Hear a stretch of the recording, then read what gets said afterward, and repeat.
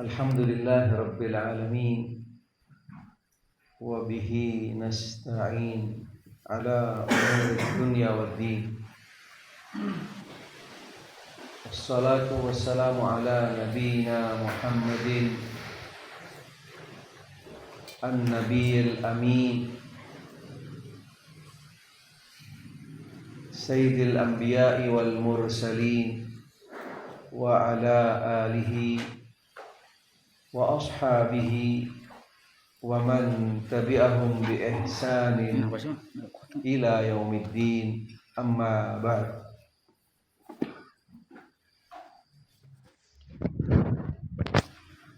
Al-asatidz al-kiram, ikhwani al-a'izza, talaba al-muttahidun insyaallah rahimani rahimakumullah. Alhamdulillah wa syukurillah,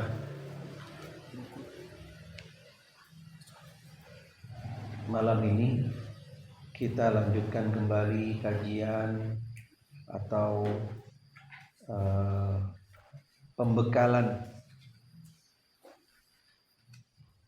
tentang adab-adab sholat berjamaah, baik bagi makmum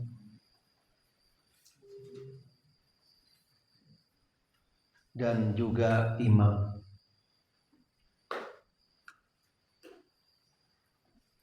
Cirebon mendengar?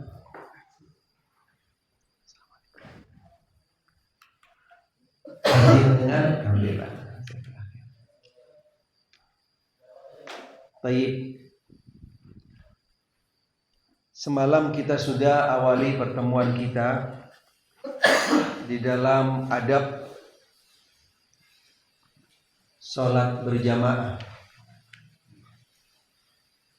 Kita sudah masuk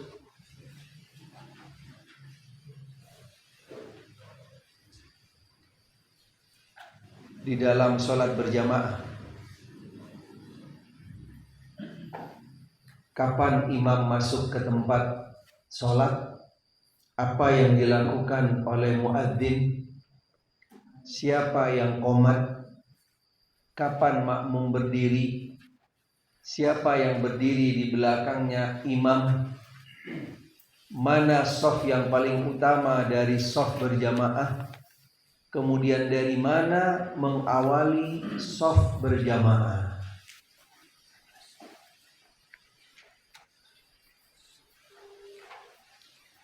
Kita lanjutkan yang masih berkaitan dengan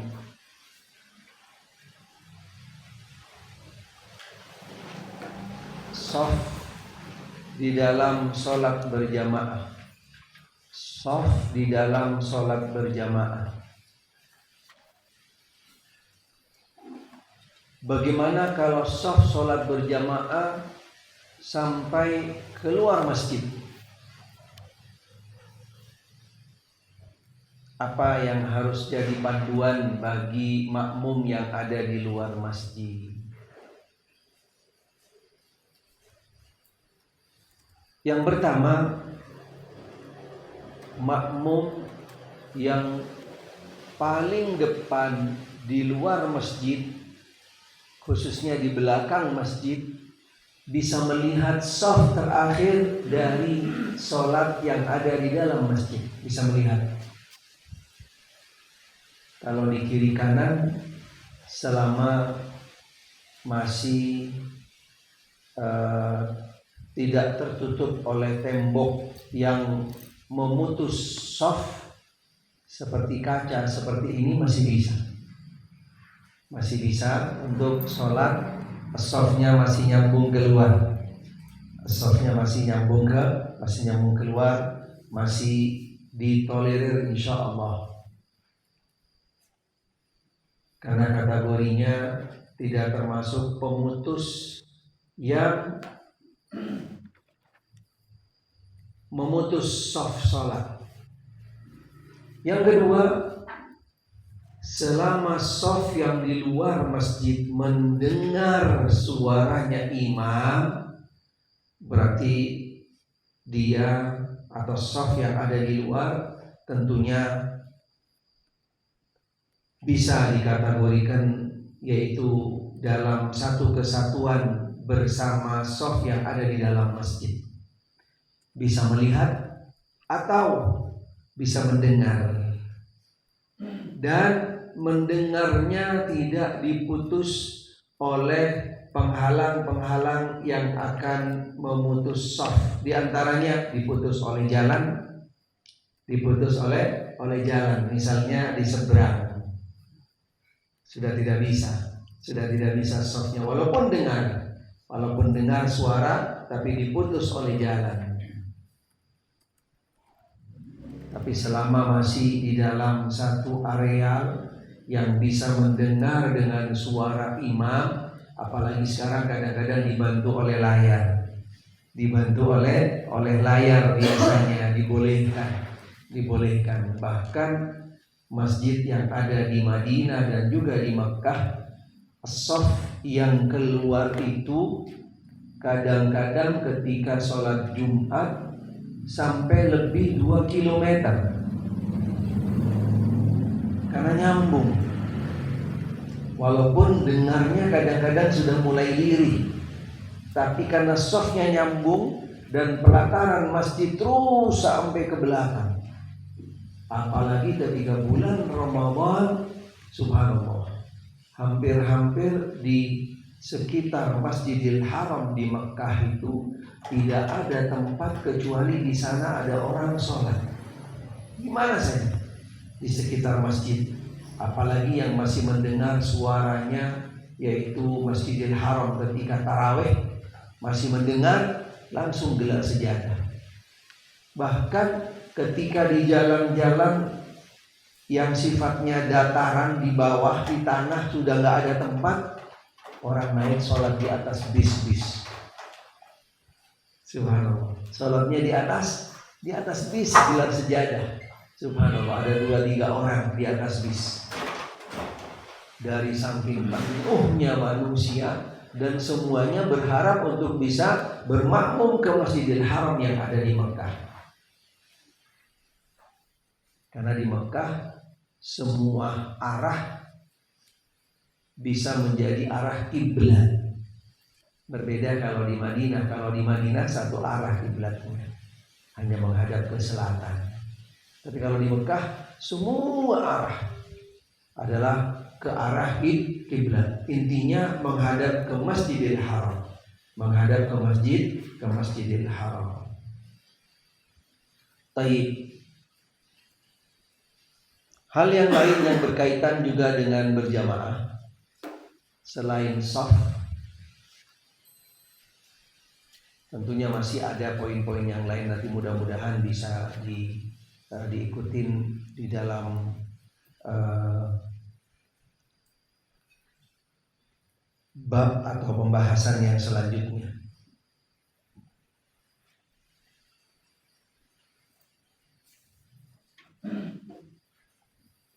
Semalam kami sampaikan bahwa tidak ada satupun hadis sahih tentang keutamaan imam, tetapi ada hadis hasanun gharib.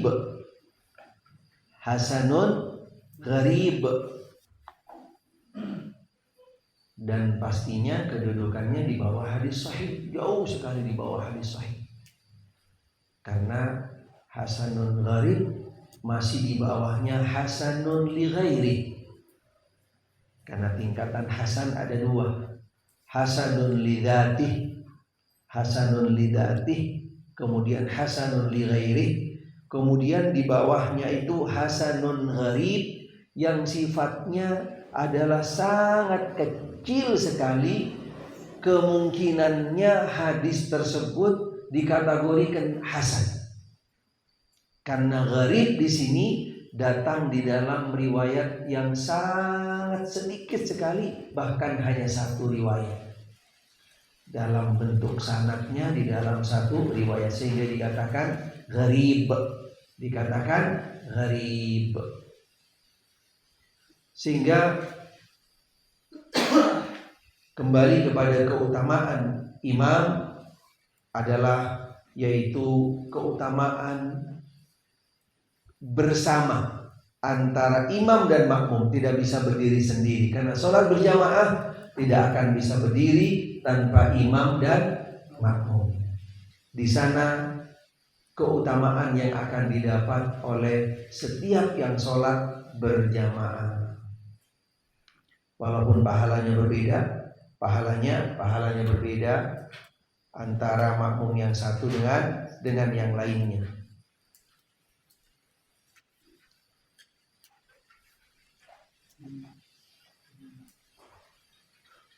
Baik.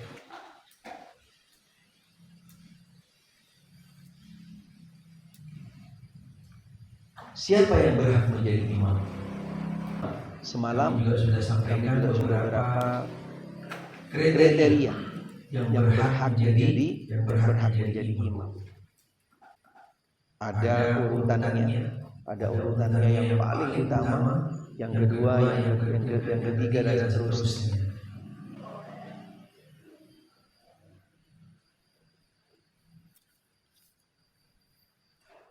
Ada beberapa adab selain kriteria imam yang semalam sudah kami sampaikan, juga ada beberapa adab berkaitan dengan yaitu menjadi imam. Karena pastinya antum calon a'immah, calon imam nanti ke depan. Karena penghafal Quran adalah kriteria yang paling pertama yang berhak untuk menjadi imam, sehingga antum dari sekarang harus sudah selalu membaca, mengulangi, memahami dan seterusnya tentang adab-adab, panduan-panduan bagaimana menjadi imam. Kriteria yang pertama atau adab yang berkaitan dengan imam yang pertama, menimbang dirinya. Apakah dirinya layak menjadi imam untuk jamaah atau ada yang lebih darinya. Jangan buru-buru, kecuali ketika memang dia sudah imam tetap di tempat tersebut, imam ratib di tempat tersebut, tidak bisa dialihkan ke yang lain. Dialihkan ke yang lain. Ketika antum nanti pegang masjid, pegang musola, jadi imam, jangan mudah-mudah dikasih ke orang lain. Harus dipastikan dulu siapa nih orangnya yang akan menggantikan saya. Karena imam ratib yang paling berhak untuk menjadi imam di tempat tersebut, kecuali di rumah. Kalau di rumah, sahibul bait yang berhak menjadi imam. Kecuali sahibul bait mengizinkan kepada seorang imam, berarti imam harus maju. Ketika berada di dalam satu pemerintahan, yang pertama adalah waliul amr, pemimpin umat, dia yang harus menjadi imam. Ketika yang bersangkutan nggak siap, nggak bersedia, boleh menunjuk seorang imam. Penilaian layak tidaknya seseorang menjadi imam adalah kembali kepada panduan syariat, panduan agama, tuntunan Nabi Sallallahu Alaihi Wasallam. Ada timbangannya, ada ukurannya. Seorang imam syaratnya seperti ini.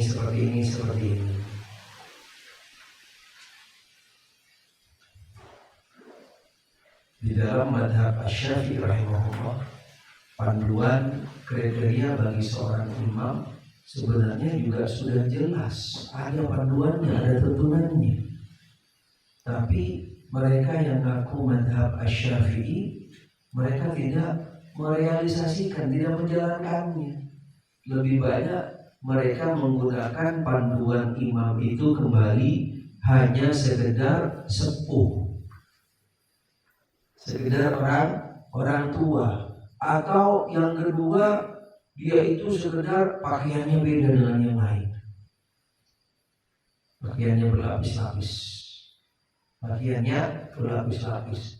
Atau seseorang yang diustadkan, padahal ngajinya, Masya Allah, ngajinya masih lebih bagus imam yang ada di tempat tersebut. Sehingga ini keluar dari tuntunan madhab Imam Asy-Syafi'i sendiri, yang beliau itu di dalam madhab apa yang menjadi pendapat Imam Asy-Syafi'i rahimahullah kembali kepada tuntunan sunnah. Beliau mendahulukan dan mengutamakan penghafal Quran untuk jadi imam. Dan yang kedua, penghafal Quran yang paham dengan sunnah. Subhanallah. Itu yang ada dalam mazhab Imam Asy-Syafi'i rahimahullah. Di dalam Imam Abu Hanifah juga sama. Kriteria imam ada lucunya kalau dalam mazhab Abu Hanifah. Pengalaman kami ketika di Pakistan, di sana para imam-imam masjid itu ditunjuk oleh pemerintah, dan mereka punya kriteria, punya kriteria seorang imam dan juga keluarganya, bukan imamnya saja. Yang pertama harus hafid Quran, dan yang kedua harus pakai jenggot. Itu dia, imam di sana harus pakai jenggot. Subhanallah, hafid Quran dan pakai jenggot. Itu fanatik mazhab Abu Hanifah. Dikatakan wallahu a'lam, mazhab Abu Hanifah juga memberikan persyaratan bukan hanya kepada imamnya, istrinya seorang imam berbeda dengan istri-istri yang lain harusnya, tapi tetap satu, nggak lebih, tapi harus berbeda istrinya. Subhanallah. Suatu waktu di salah satu negara, yang negara tersebut fanatik mazhab Abu Hanifah, kental sekali. Tetapi karena sudah zaman-zaman seperti sekarang, kurang para penghafal Quran di sana, dan juga imam-imamnya biasanya nggak ada yang pakai jenggot. Akhirnya apa yang dilakukan oleh pengurus masjid? Hanya disediakan sekedar baju buat imam dan juga jenggot pasangan. Subhanallah. Ada di salah satu negeri seperti itu. Karena mereka mengharuskan imam yang menjadi imam harus ada pakaiannya khusus dan pakai jenggot. Jadi jenggotnya pakai jenggot pasangan. Subhanallah, lucu. Baik. Kriteria yang kedua tadi yang sudah kami sebutkan, yaitu penguasa yang berhak menjadi imam. Yang ketiga, kefasihan dan kealiman dirinya seorang imam di dalam membawakan bacaan Al-Quran, kemudian mendahulukan orang yang hafid Quran dan seterusnya. Karena berdasarkan hadis Nabi Shallallahu Alaihi Wasallam, ya ummul qaum aqra'uhum li kitabillah. Ya ummul qaum aqra'uhum li kitabillah. Jadi yang diutamakan, yang dikedepankan di dalam menjadi imam sholat adalah mereka yang hafal Quran, dan pastinya mereka yang bacaannya yaitu lebih fasih, sempurna, dan seterusnya. Seseorang tidak dianjurkan menjadi imam apabila jamaah tidak menyukainya. Karena ada salah satu riwayat dari Imam Al-Baihaqi, hadisnya hadis hasan di ghairi. Kesempurnaan berjamaah diimami oleh imam, dan sholat berjamaah akan mendapatkan pahala, yaitu bersama antara imam dan makmum, dan imamnya itu radhu alai, makmumnya ridho dengan imamnya, disukai artinya. Kalau ada imam yang gak disukain, ya pastinya jangan dia memaksa untuk jadi imam. Makmumnya gak mau dia jadi imam, baca Al-Fatihah itu udah gak benar, ngalamin. Alhamdulillahirabbil ngalamin. Subhanallah. Alaihum, boleh gak alaihum? Alaihum boleh nggak? Boleh. Karena ada salah satu qiraat Abi Ya'qub, bacaannya bukan alaihim tapi alaihum. Nah, nanti saya closing aja ya. Sekali-sekali biar dikenalkan dengan beberapa qiraat. Dalam surat Al-Fatihah saja. Dalam surat Al-Fatihah saja ada beberapa qiraat. Ada Warsh, ada Abi Ya'qub, ada Susi, ada qiraat Susi. Ada beberapa qiraat. Nanti beliau satu waktu biar di sini paling tidak dikenalin 1-2 qiraat. Karena juga memberikan motivasi ke santri untuk mereka nanti belajar Al-Quranul Karim, menghafal Al-Quran dan belajar tentang qiraatul ashr, qiraat 10 yang al-ma'thurah, bukan yang syadzah. Kalau syadzah banyak lagi.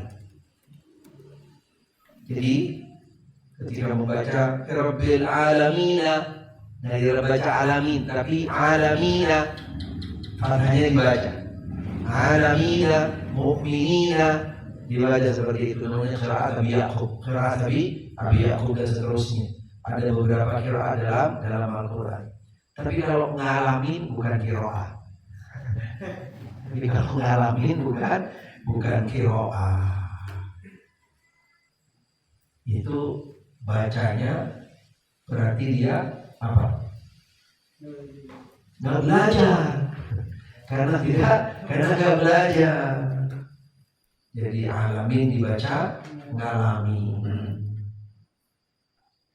Waladho, ada kan? Dibacanya waladho. Kalau ada imam yang seperti ini, sudah harus ditinggalin. Jangan bermakmum seperti imam yang tersebut. Dan juga bacaan-bacaan yang lain.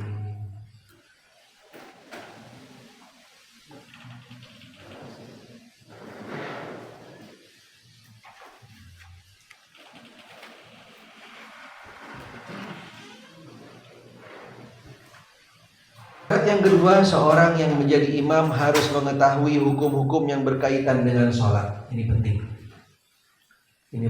Wajib belajar. Termasuk juga tadi yang siap untuk menggantikan imam, yang berdiri di belakang imam. Dia harus tahu tentang bagaimana hukum-hukum sholat. Ketika imam batal, bagi imam ada 2 cara. Yang pertama, dia boleh langsung meninggalkan tempat karena yang di belakang dia yakin tahu dan akan mengambil posisi dia. Kalau tidak yakin yang di belakang akan menggantikan posisi imam, imam boleh menunjuk siapa yang bisa dimajukan oleh imam untuk menggantikan. Bagi imam boleh menunjuk, tapi kalau yakin tinggalkan. Imam batal, misalnya batal gitu kan, keluar dari tempat imam, maju yang di depan. Bagaimana cara majunya? Imam sudah baca Fatihah belum? Sudah baca surat belum? Posisi imam di mana? Apa yang harus dilakukan oleh badalnya imam? Harus tahu tentang hukum-hukum sholat di dalam hal ini. Karena nggak selamanya imam itu nggak batal. Imam bisa saja batal. Cuman kadang-kadang ada yang keluar dari sholat, ada yang nggak keluar. Karena kalau imam batal dia sendiri lanjutin sholatnya sah. Nanti dia balik misalnya ke rumahnya kemana, dia ambil wudhu lagi, sholat sendiri boleh. Tapi yang lebih utama adalah ketika imam batal dia harus segera keluar. Kalau imamnya dia itu lupa kalau dia sudah batal, misalnya dia ingat sudah ambil wudhu, ternyata sampai selesai sholat salam baru ingat, tadi batal belum ambil wudhu. Gimana? Sholat lagi semua berjamaah? Tidak, imamnya aja yang salah. Pernah terjadi ke Umar bin Khattab radhiyallahu anhu. Umar bin Khattab radhiyallahu anhu pernah beliau lupa. Al-insan mahallul khata' wan nisyan. Siapa manusia yang gak lupa? Nabi Shallallahu Alaihi Wasallam beliau juga pernah lupa. Beliau juga pernah lupa. Dalam salah satu hadis Shallallahu Alaihi Wasallam beliau mengatakan,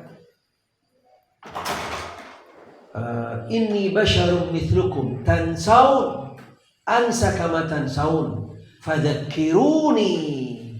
Dalam hadis beliau mengatakan, aku ini sama seperti kamu sekalian manusia, dan aku lupa sama seperti kamu sekalian lupa juga.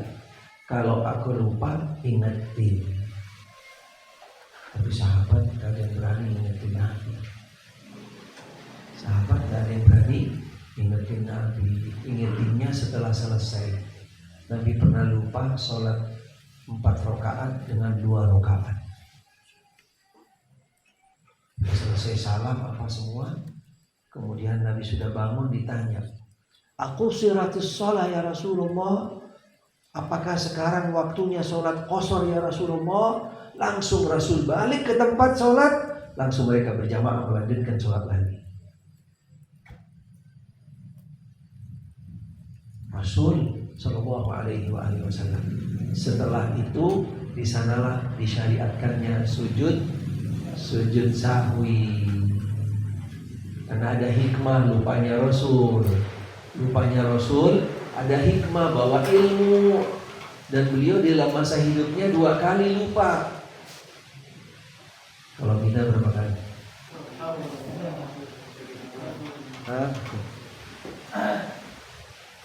Ketika sholat ada yang pernah tidak lupa jumlah rakaatnya. Coba siapa? Fadlan? Pernah nggak lupa nggak? Lagi sholat ingat terus 4 rakaat. Ada yang ingat terus? Azmi? Coba siapa yang nggak pernah lupa?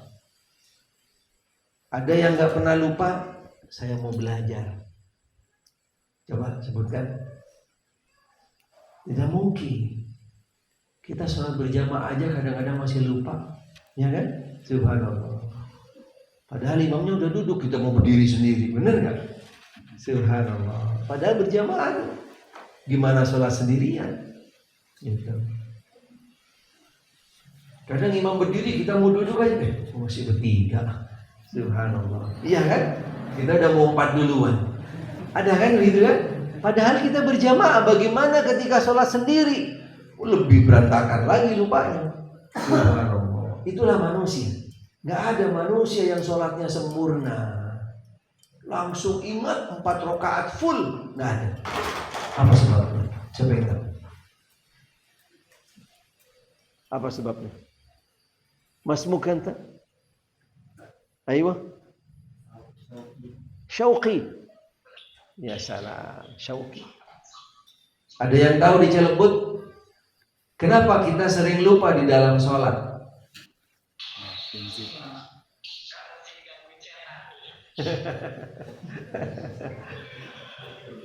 Kok setannya noleh ke siapa tuh?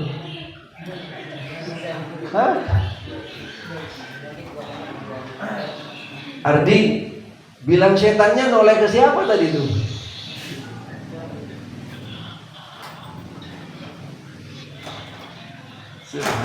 Digangguin setan gitu.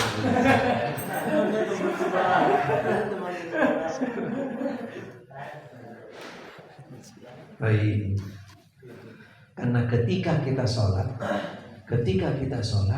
setan ikut sholat bersama kita di dalam sholat kita, di dalam tubuh kita. Subhanallah. Suatu ketika Nabi Shallallahu Alaihi Wasallam pernah bersabda, "Idza adzanal muadzin," ketika muadzin adzan, setan itu kabur. Setan itu kabur. Setelah adzan, setan mendekat lagi ke orang yang sedang mau sholat. Iqamat, kabur lagi setan. Setelah iqamat, setan itu mendekat dan masuk di tubuhnya manusia yang mau sholat. Subhanallah. Bayangkan. Para sahabat heran, bertanya kepada Nabi, ya Rasulullah, Ngapain? Apa yang dilakukan? Nabi mengatakan, dia akan melupakan jumlah rakaat sholatmu. Subhanallah. Asli pengalaman ya? Hah? Semuanya pasti pengalaman dari kita. Nggak ada yang nggak lupa. Sholat sunnah saja kadang-kadang rawatib kita lupa. Bener nggak? Ini 1 rakaat apa 2 rakaat? 3. Subhanallah. Sholat rawatib 3 rakaat. Karena kita manusia, nggak ada yang sempurna. Sehingga ketika menjadi imam, imamnya juga manusia. Makanya ada agama memberikan tadi orang yang berdiri di belakang imam itu yang siap menggantikan imam, mengingatkan imam, menegur imam dengan catatan dengan cara yang tepat, nggak bikin kaget sama imamnya juga. Akhirnya yang cuma lupa 1 jadi lupa 3 akhirnya imamnya kalau dikagetin. Dengan cara yang tepat mengingatkan imam.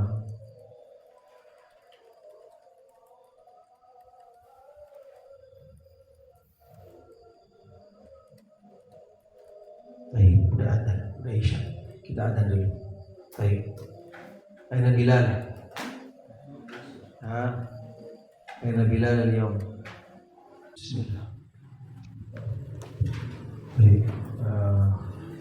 Tadi kami ingatkan si Ahmad sama Musreh duduk posisi seperti itu tidak boleh. Termasuk juga bersandar dengan tangan yang kiri. Kalau duduk tak boleh. Tapi kalau bersandar dengan tangan yang kanan boleh. Nah, kayak Sukma itu boleh. Bersandar dengan tangan yang kanan. Tapi kalau dengan yang kiri tidak boleh. Gitu. Tapi dengan yang kiri tidak boleh. Apalagi ketika dalam khutbah Jumat. Gak boleh mengangkat 2 kaki kemudian diikat dengan kedua tangan. Tidak boleh. Baik. Poin berikutnya, di dalam posisi duduk juga kita harus tahu mana yang boleh, mana yang tidak boleh. Termasuk tidur dengan perut di bawah, tidak boleh. Perut di bawah tidak boleh. Karena itu tidurnya syaitan. Tidurnya syaitan. Ke sebelah kanan kiri masih boleh. Tapi yang dianjurkan kalau bisa di dalam posisi sebelah kanan. Baik. Bagi seorang imam dia harus memahami tentang tata cara panduan yang berkaitan dengan sholat berjamaah.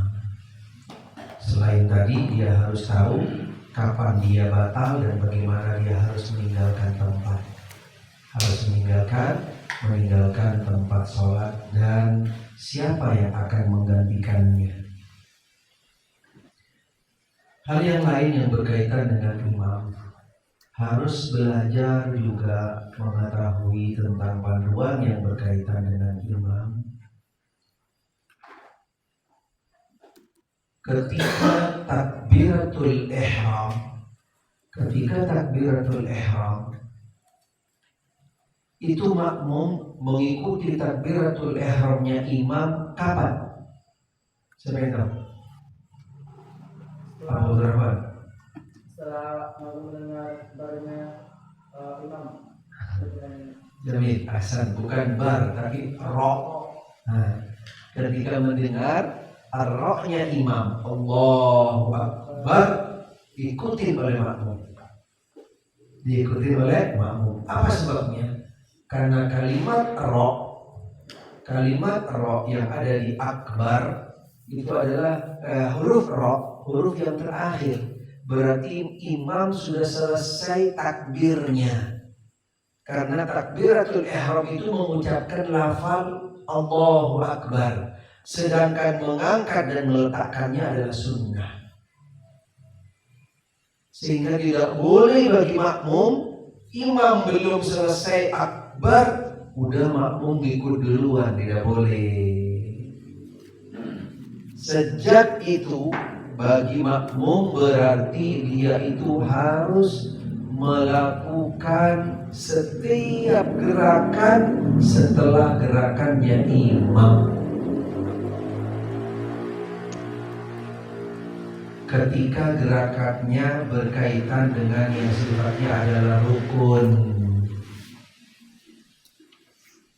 Contohnya, setelah takbiratul ihram, makmum takbiratul ihram. Dan bagi makmum tidak boleh dia itu rukuk sebelum imam sempurna di dalam posisi rukuk. Tidak boleh bagi makmum. Mendahului bersamaan saja tidak boleh, apalagi mendahului. Bersama dengan imam bareng rukuknya tidak boleh. Harus dipastikan imam sudah posisi sempurna rukuk, baru imam makmum turun. Allahu Akbar. Begitu juga i'tidal. Ketika imam sudah posisi i'tidal, sami Allahu liman hamidah, sudah berdiri, walaupun bacaan imam kadang-kadang ada yang panjang. Sami Allahu liman hamidah. Panjang, ya. Makmum boleh berdiri selama imam sudah berdiri. Tapi kalau imam belum berdiri, bagi makmum nggak boleh berdiri dari rukuk atau bangun dari rukuk. Pastikan gerakan-gerakan tadi itu imam sudah sempurna. Sempurna rukuk, sempurna i'tidal, begitu juga sujud. Imam sampai di tempat rantai atau di tempat sujud, Allahu Akbar, baru makmum turun. Nggak boleh bersamaan dengan imam. Tidak boleh bersamaan dengan imam, apalagi mendahului imam. Coba dengar. Tidak boleh bersamaan dengan imam, apalagi mendahului imam. Tidak boleh. Jadi imam kalau sudah bangun, baru kita bangun makmum. Imam rukuk, baru kita rukuk. Imam sujud, baru kita sujud. Sampai dong, dengar? Alhamdulillah, jazakallah khair. Jamil. Baik, kita lanjut. Berarti bagi makmum terikat oleh gerakan imam berdasarkan hadis Nabi Sallallahu Alaihi Wasallam. Innama ju'ilal imamu liyu'tamma bih. Sesungguhnya imam itu dijadikan untuk diikutin, bukan dibarengin atau didahului. Rukuk baru rukuk, i'tidal baru kita i'tidal, sujud baru sujud, bangun dari sujud baru kita bangun. Jadi jangan balapan sama imam. Gitu. Imam bangun ke rakaat yang kedua juga sama, berdiri rakaat kedua imam baru kita bangun. Ini panduan tuntunan di dalam sholat berjamaah, sehingga salah satu hikmah pelajaran yang ada di dalam sholat berjamaah mengajarkan kita itu taat sama imamnya, tunduk sama imamnya, mengikuti imamnya, nggak jalan-jalan sendiri, apalagi sampai berlawanan, bertentangan dan seterusnya, tidak ada. Berbeda dengan sholat al-khawf.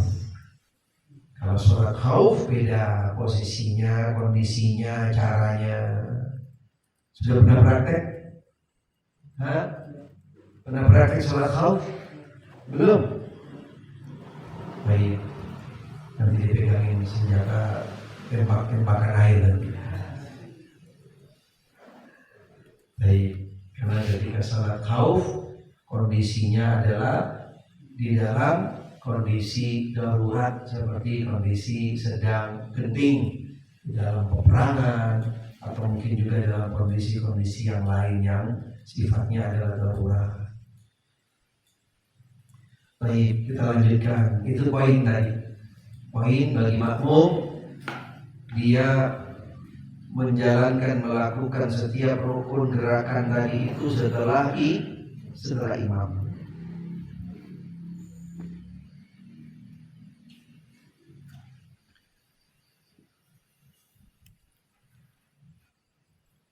Seorang yang menjadi imam harus mengetahui hukum-hukum yang berkaitan dengan sholat, bacaan sholat yang sahih, hukum-hukum sujud sahwi dan seterusnya. Karena seringkali mendapatkan seorang imam memiliki bacaan yang salah. Kemudian yang berikutnya, bagi imam ini mentahfif sholat, meringankan sholat, ini relatif. Bukan berarti mentahfif lalu sholatnya buru-buru, ngibrit, cepat, tidak boleh.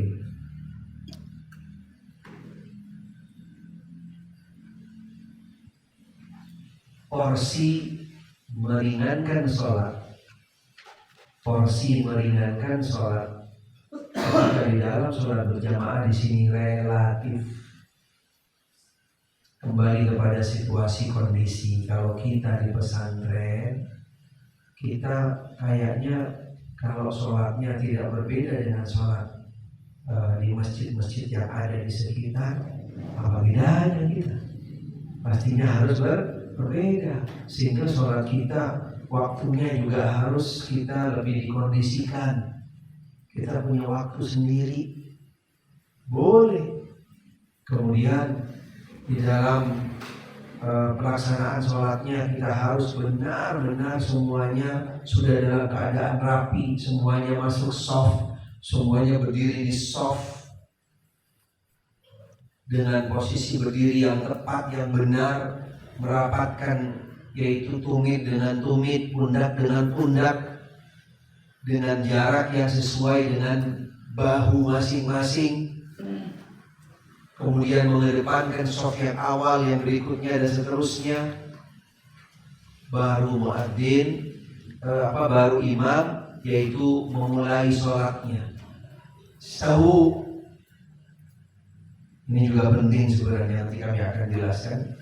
Bagi seorang imam, sebelum takbir, dia itu dianjurkan, disunahkan untuk mengingatkan makmum agar lurus, rapat, jangan sisakan furjah. Apa furjah itu? Celah, jangan beri celah dari shaf. Nanti khawatir setan akan berlalu melewati dari celah-celah tersebut. Dan ini benar adanya.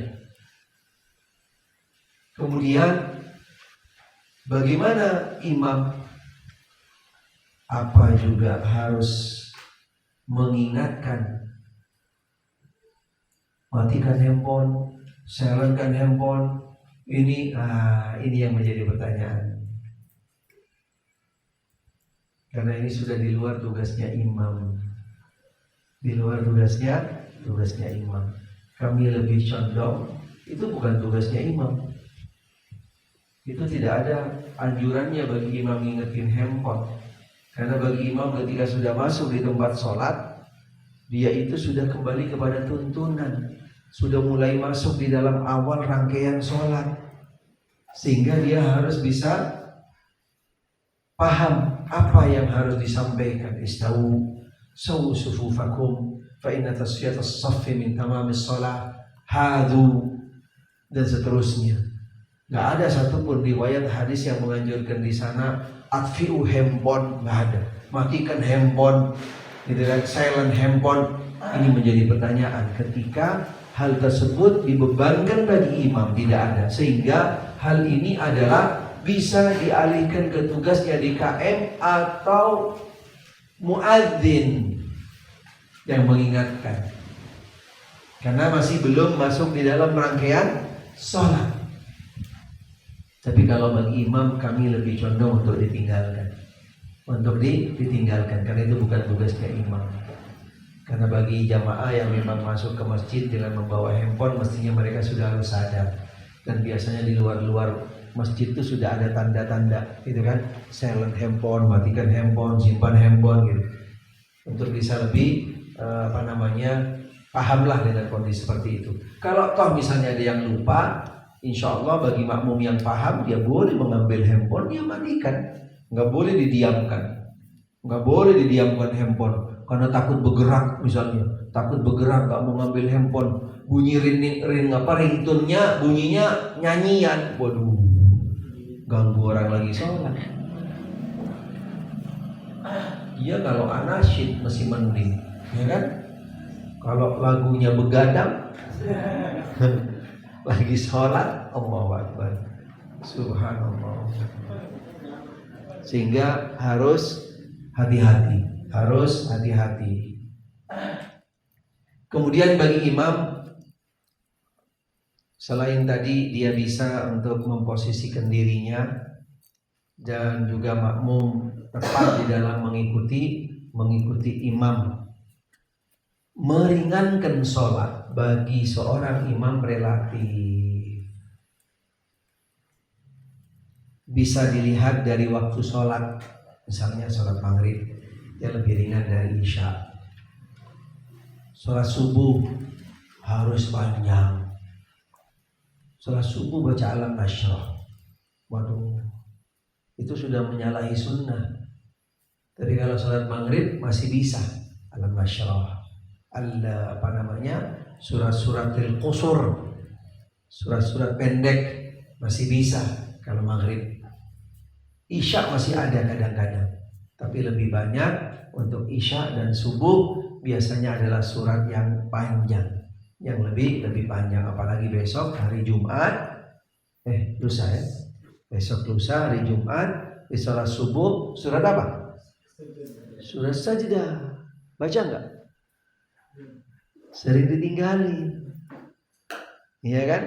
Padahal Faris hafal, ada Ustadz juga hafal. Tapi kami sholat di sini nggak sholat saja, nggak sujud sajdah, iya kan? Wajib nanti baca.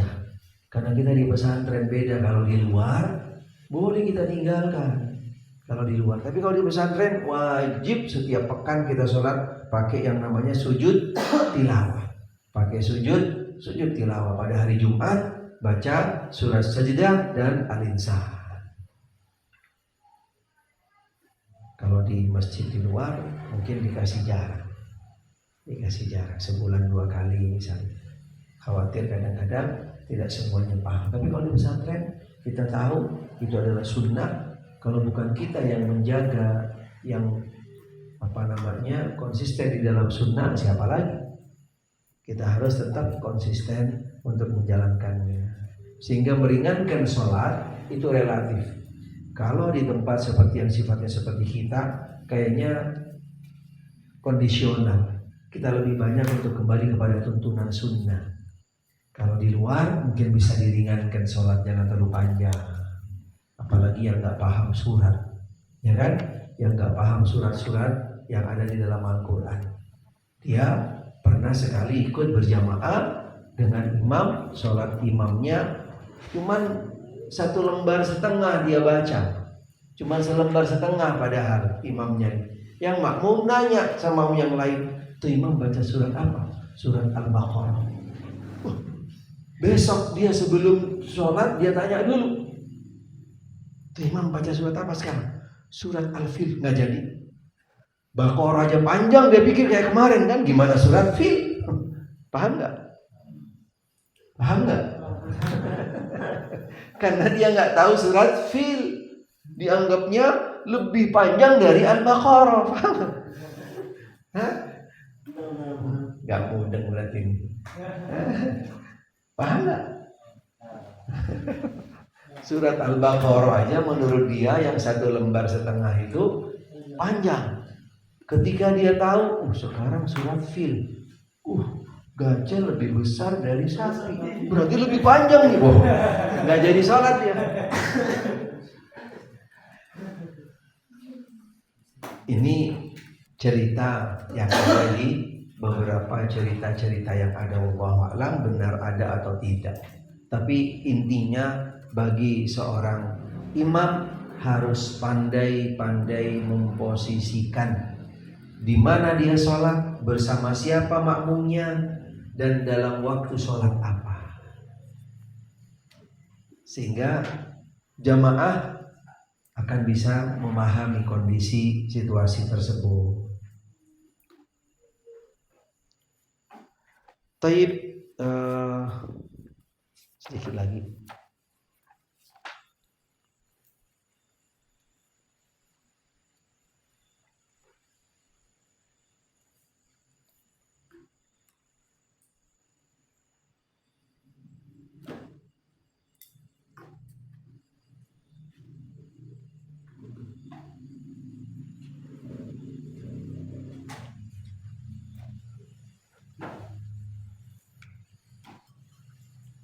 Baik, mungkin itu aja dulu. Insya Allah nanti kita lanjutkan dengan hal yang lain, dengan bab yang selanjutnya nanti yang berkaitan dengan sholat berjamaah, dengan sholat berjamaah. Baik, ada yang mau ditanyakan? Silakan tentang sholat berjamaah.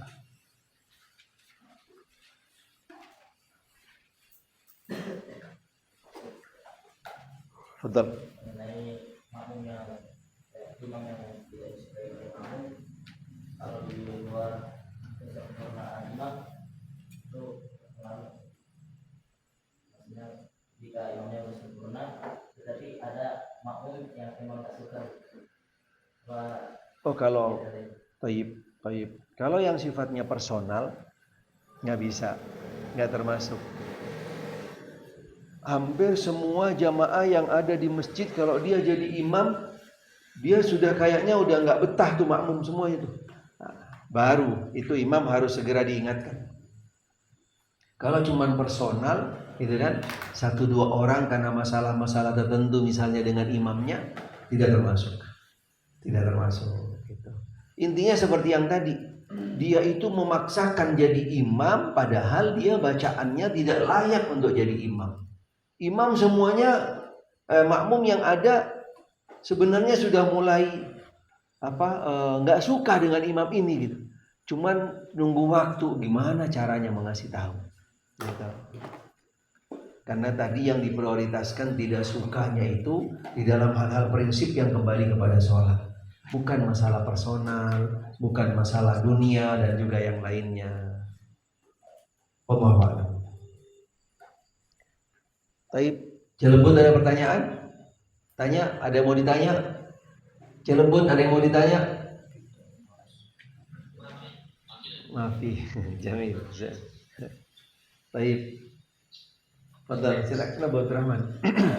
Apabila ketika kita berjamaah di luar dan imam itu bagian dari depan apakah semuanya? Baca? Imamnya dari depan, apakah kita menyempurnakannya atau gimana? Di luar dari sholat. Baik. Seperti yang tadi salah satu syarat bahkan yang utama, seseorang yang menjadi imam itu dia harus mengukur dirinya, saya layak tidak jadi imam. Seharusnya seperti itu. Ketika mendapatkan imam yang bacaannya tidak sempurna, bahkan lebih banyak salah daripada benarnya, khususnya di dalam surat Al-Fatihah, berarti kita harus hati-hati dan waspada untuk masuk ke masjid yang tersebut. Jadi seharusnya ketika kita belum kenal masjid tersebut, belum tahu,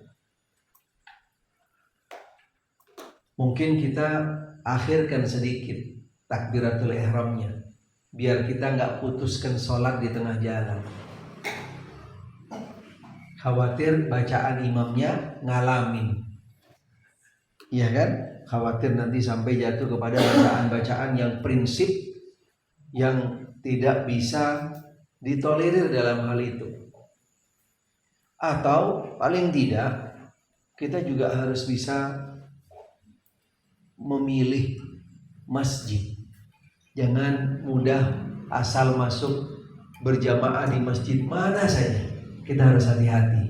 Harus bisa hati-hati, lebih hati-hati memilih masjid, karena sholat, apalagi sholat berjamaah, yaitu punya prioritas sendiri, punya prioritas sendiri. Intinya hati-hati.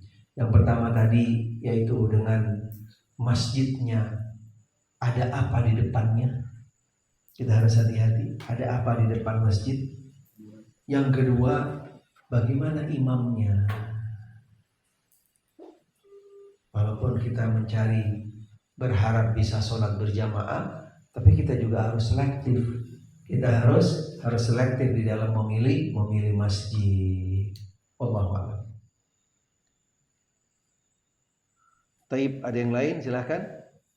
Ustaz, kalau di tempat umum makmumnya tuh tetap mendahului atau membersamai gerakan imam itu gimana Ustaz? Yang nggak sah sholat imamnya atau makmumnya?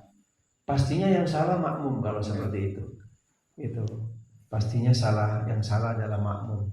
Karena di sana ada peringatan sendiri bagi makmum yang mendahului imam, apalagi yang mendahului imam di sana ada konsekuensinya. Ada konsekuensinya, ada kesalahan bagi seorang makmum. Karena itu harus menjadi bekalnya makmum yang harus dipelajari, dipahami. Tidak semua kesalahan yang seperti itu harus kembalinya kepada imam, tidak. Karena bagi makmum juga harus tahu adab-adabnya, panduan-panduan tuntunannya di dalam sholat berjamaah. Sama seperti tadi yang merapatkan sholat, ya kan? Ada yang kadang-kadang nggak mau kan dirapetin lari lagi, udah tinggalin. Kalau udah 2 kali nggak mau dirapetin, jangan dikejar, nggak sholat nanti lama-lama, ya kan? Tinggalin, udah biarin dia dengan cara dia sendiri, jangan dipaksakan. Karena tidak semua tidak semuanya sampai ilmunya tentang hal tersebut.